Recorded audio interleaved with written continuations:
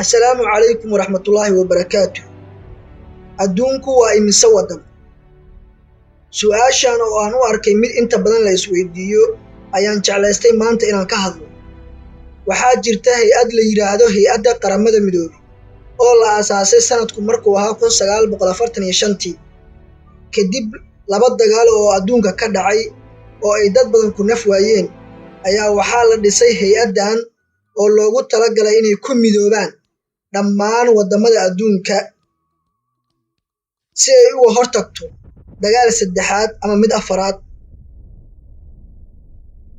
Adduunka ayaa wuxuu ka kooban yahay 7 qaaradood oo kala ah Afrika, Aasiya, Yurub, North America, Latin America, Australia iyo qaaradda 7aad oo la yidhaahdo Antarctica.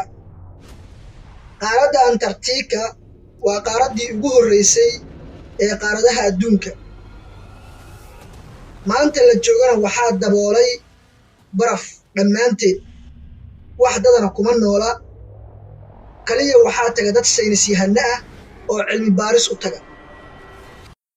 6 qaaradood oo kale waddamadooda ayaa waxay yihiin 195 waddan oo rasmi ah.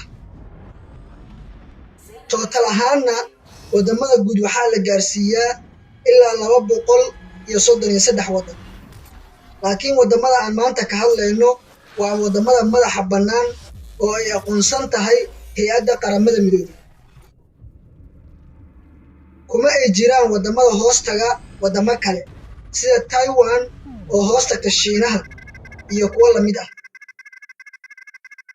193 waddan oo ka mid ah 195taas waddan oo aan kor ku soo sheegnay ayaa waxay xubin ka yihiin Hay'adda Qaramada Midoobay.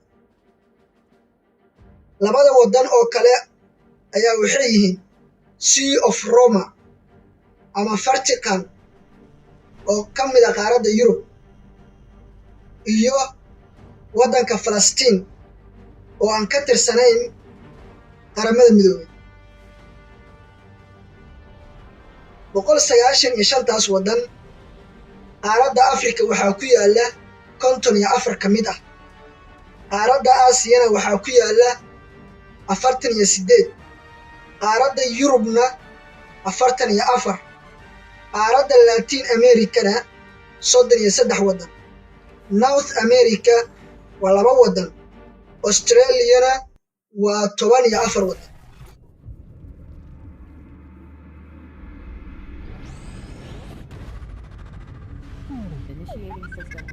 Boqol 195taas waddan ayaa waxay yihiin waddamada rasmiga ah ee maanta adduunka ka jira.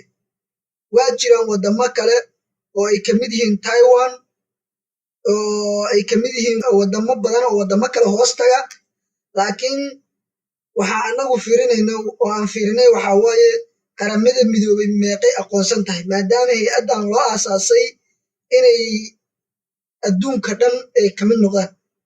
Sidaa darteed Qaramada Midoobay waxay aqoonsan tahay 195 waddan. Intaas ayaan jeclahay inaan su'aashaas jawaabteedii ku soo gabagabeeyo. Aad iyo aad aa u mahadsantihiin. Wassalaamu calaykum waraxmatullaahi wabarakaatuh.